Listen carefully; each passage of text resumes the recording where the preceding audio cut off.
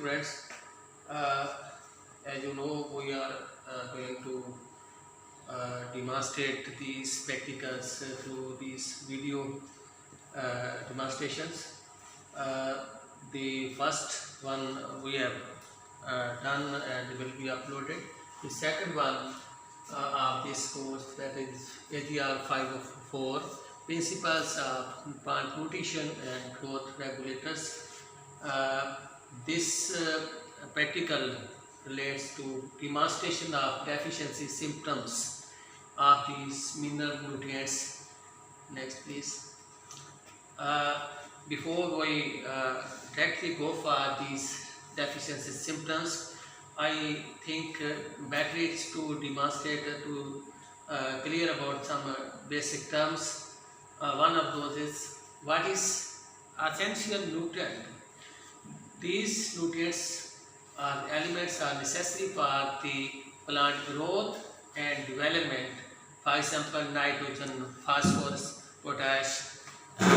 These are the micro elements. Without the supply of these nutrients, the plants can't complete their life cycle and can't survive. The second term is deficiency. What is deficiency? The deficiency plant condition is the condition of the plant where an essential nutrient is not sufficiently available or supplied to the plants.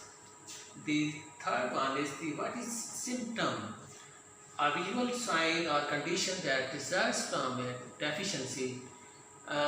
Symptom that aids to diagnose a deficiency, that is the deficiency is developed because of some deficiency of some mineral nutrient or some excess of those nutrients. Further, we will explain how these different symptoms appears on the plant bodies. Next, please. Now, what are the basic criteria for to assess the to develop the essentiality, to know the essentiality of the nutrients? There are three criteria for the essentiality of these nutrients. One of those is the deficiency of the mineral nutrient makes it possible for the plant to complete its life cycle. Then the deficiency is specific for that particular element, that is, without that element the deficiency can't be recouped. For example, nitrogen, phosphorus, potash. Without those elements, the plant deficiency of those nutrients can't be replenished. That can be only recompensated or replenished if we apply only those elements which are deficient in the plants. The third one is the element is directly involved in the plant nutrition or in the plant metabolism. Next, please. Now, there are different mineral nutrients which are essential for the plant growth and development to complete the life cycle of those plants. One of the major nutrients, the most important, is nitrogen. Now, let's see what are the deficiency symptoms when there is this very element, nitrogen mineral nutrient, is deficient in the plants. Those deficiency symptoms are: number one, the plant growth is stunted. Secondly, the plant growth gets slower. There is chlorosis symptom, and the nitrogen deficient plants will also show yellowing appearance on the leaves, stems, and animals which are deficient in nitrogen overall show anemic symptoms. The third one, next one is the restriction in the growth is also observed. You can see from these pictures the deficiency, necrosis and chlorosis symptoms. Next please. Next one is the major nutrient phosphorus. What are these deficiency symptoms? These are the leaves, plant leaves appear dull, dark green, blue green or red purple, especially on the underside, and then especially at the midrib and vein sides. The petioles may also exhibit purple colors. Next please. Then the potassium deficiency symptoms, when this major nutrient, that is the very essential nutrient, it plays the very catalytic role in plant growth and development.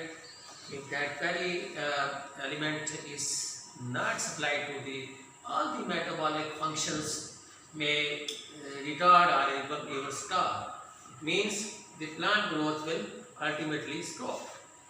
The first deficiency symptom of this element deficiency element is leaf margins get stunted, scorched or have necrotic spots.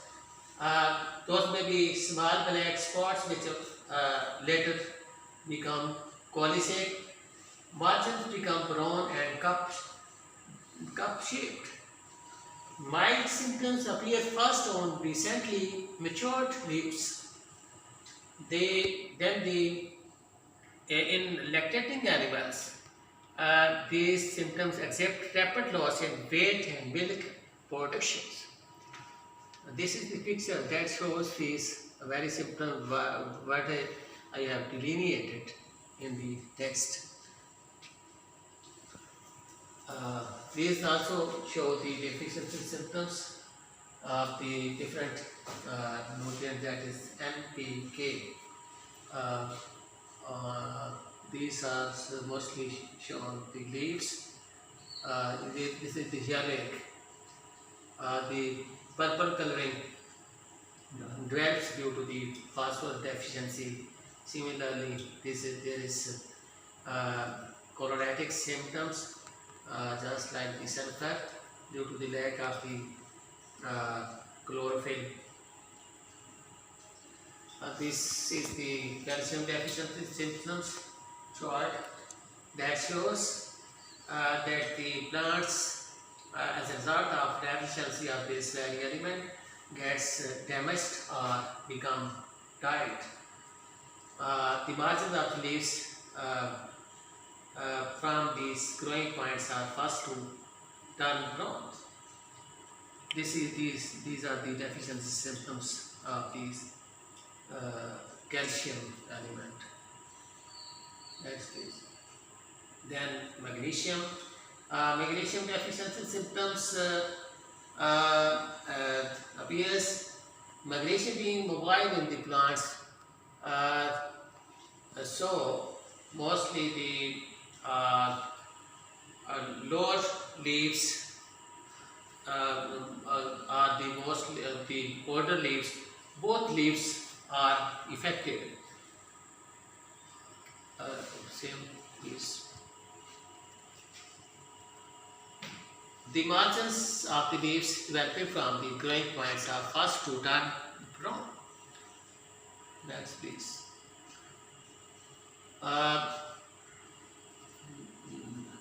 Magnesium being mobile in the plants, that is that deficiency affects the lower as well as the older leaves. Yellowing between the veins, reddish purple from leaf edge moving inward in case of soybean and canola.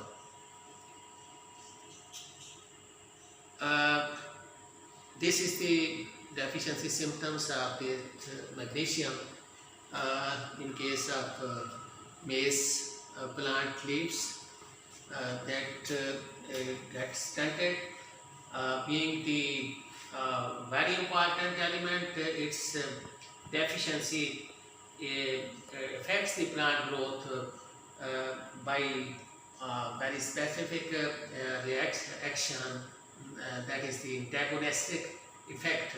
Due to the deficiency of this vital nutrient, the other plant growth, the other element uptake also retarded. For example, calcium deficiency also develops. That also results in the symptoms as we have discussed in previously in case of calcium deficiency. So these are the deficiency symptoms in case of magnesium. Next, please. The sulfur deficiency symptoms. Next. Are deficiency of the sulfur results in the leaves conversion into light leaves colors into light green, followed by yellowing and poor leaves. When spindly growth, uniform chlorosis does not occur due to the sulfur deficiency, and similarly to nitrogen and yellowing, uniform overleaf interveinal chlorosis takes place. The micro elements, among the micro elements, iron is a very important nutrient element. These nutrients also require very minute quantities, for example up to 10 ppm, but these play a very catalytic role in the plant growth and metabolism.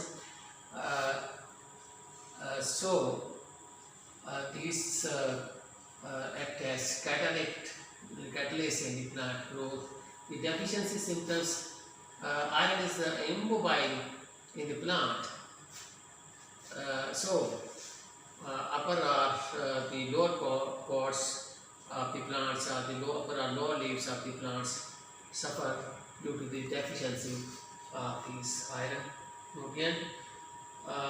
Interveinal chlorosis may take place, stripes narrower than zinc and extend full length of leaves, general yellowing of the leaf with veins remaining green, more pronounced in younger leaves and new growth. Angular prone speeds and the margin scorch smaller than garden dry up and fall early.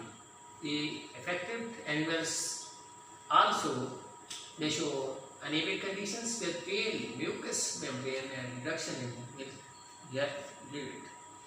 Next, please.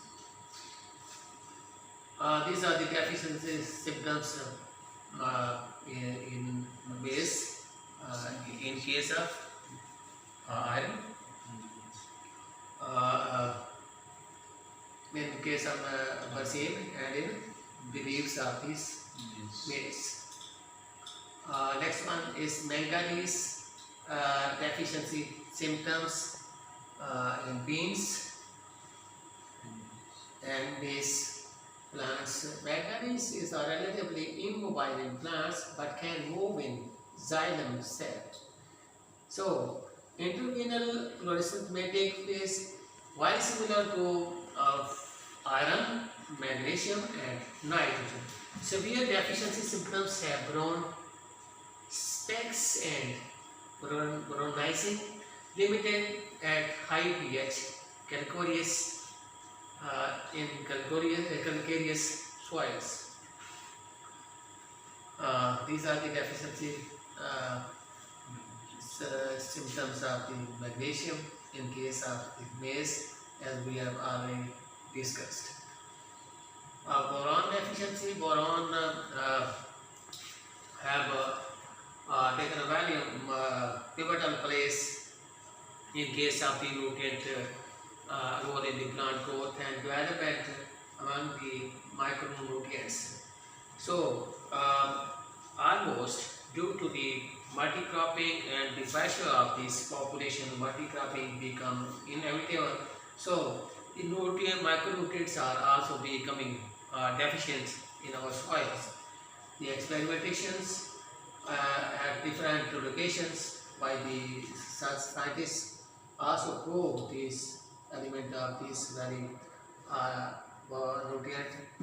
So, mobile boron is immobile in the plants.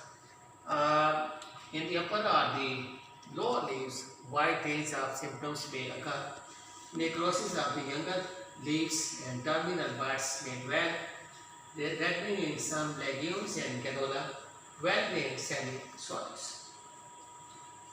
Similarly, copper micronutrient like these other metal elements, that is the copper, ferric, zinc, manganese. Copper is also very important micronutrients. It plays a very catalytic role, just like the macronutrient potassium.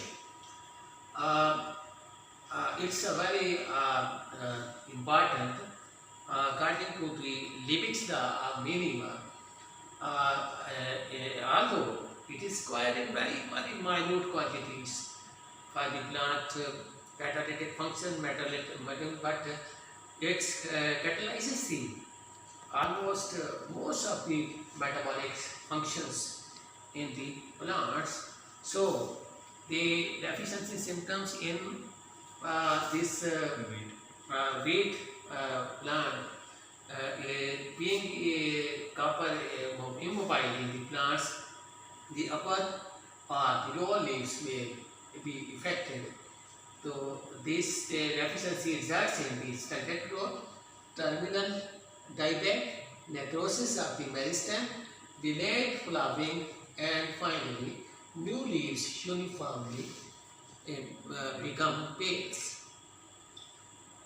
Molybdenum deficiency symptoms in mustard, as these snapshot shows, the leaves become curly upward.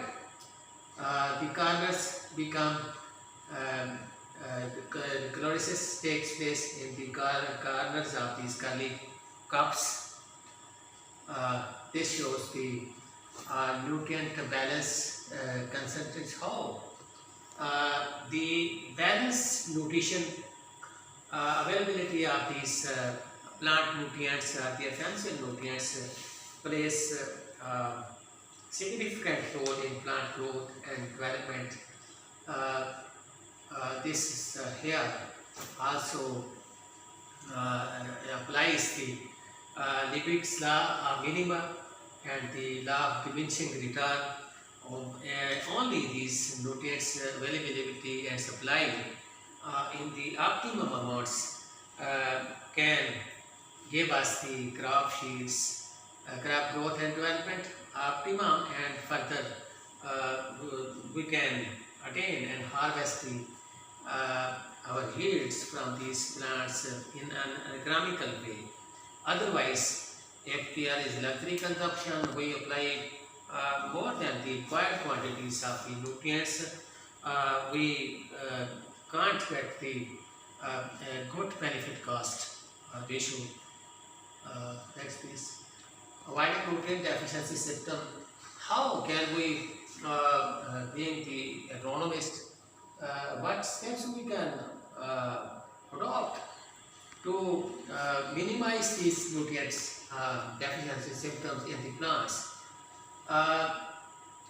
Avoiding nutrients deficiency is a major positive approach than trying to correct problems after the occurrence of these deficiency symptoms. These deficiency symptoms often appear too slowly with the damage, when too much damage has occurred and the yields have suffered with the passage of the time. Most often possible foliar symptoms of the nutrient deficiency on the plant crops would be confused with foliar diseases. To determine nutrient deficiency issues in forest crops, it is important to know the characteristics of the plant when helping to identify symptoms of distress. Next, to identify where symptoms are appearing. What are the part of the plants where these symptoms appear? For example, these are on the leaves, old leaves, new leaves, edge of the leaves, veins, or any other part like stems. Next one, to identify the pattern of this symptom, it is important to collect samples and submit those for analysis to the plant disease clinic. If nutrient deficiencies are observed, submitting tissues and soil samples to the soil testing laboratory will have to be recommended for the submission of these samples. Then directly measures we can take to prevent this deficiency to occur. Soil fertility is just one of the several factors. If we control the given things, for example, if we continue to maintain the soil organic matters up to its normal limit or to the minimum limit, then as a result of the normal availabilities of the organic matter, the nutrient availability will go to the normal level. So there will be minimum level of the nutrient deficiency to occur. Secondly, as you know that weeds are the major thieves of these main crops. These are very rapid growing, take these agro inputs very rapidly than the normal crops. So these may damage these crop yields up to 50%. So the deficiency symptoms can be prevented if we control the weeds from the crops from the very beginning. Next one major step is the one of the principles of the agronomy is the balanced nutrition or the balanced fertilization of the plant. Whatever the nutrient we apply in the form of the organic nutrient or the inorganic nutrient, anyhow, there should be balanced nutrition. If the plant is provided with the balanced nutrition, there will be minimum chances of these occurrence of the deficiencies of these nutrients. So there will be minimum chances of the occurrence of these deficiency symptoms on the plant parts. Next, please. This okay. This is the also the one of the steps whereby adopting which we can minimize the nutrient deficiency of the mineral nutrient deficiency and the symptoms that appear due to the deficiency of those nutrients. That one is the nitrogen fertilizers, biofertilizer. These are the micro manufacturing factories that manufacture the nitrogenous fertilizers in the plant roots with the help of the microorganism, that is the rhizobium bacteria. This also helps increasing the nitrogen availability. As a result of the nitrogen availability and the other organic matters, that is the root nodules availability, organic matter content increases in the plants. That starts ultimately the deficiency symptoms of the other nutrients also. Similarly, phosphorus biofertilizer, for example, phosphorus solubilizing bacteria also plays very important role to increase the phosphorus level in the soil. For example, the acetobacter and the rhizobium bacterium and the other biofertilizer can use the phosphotica for any crop type. Next, please.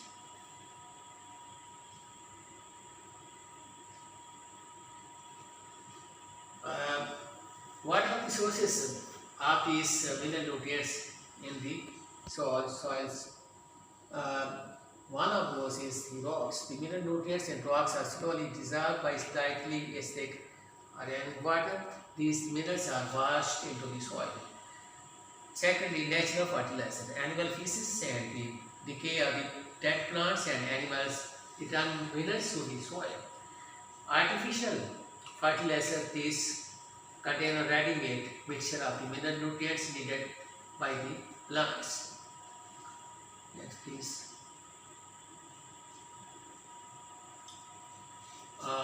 This is all about these nutrient deficiency symptoms. If any questions you feel, you can contact on the LMS, University LMS system, and the Google Classroom, the WhatsApp. So that we already have used these means during the Google Classrooms and LMS systems. You can, if you have any question, please don't hesitate. You can contact anytime during the day. I am here to help you. Please. Thank you very much.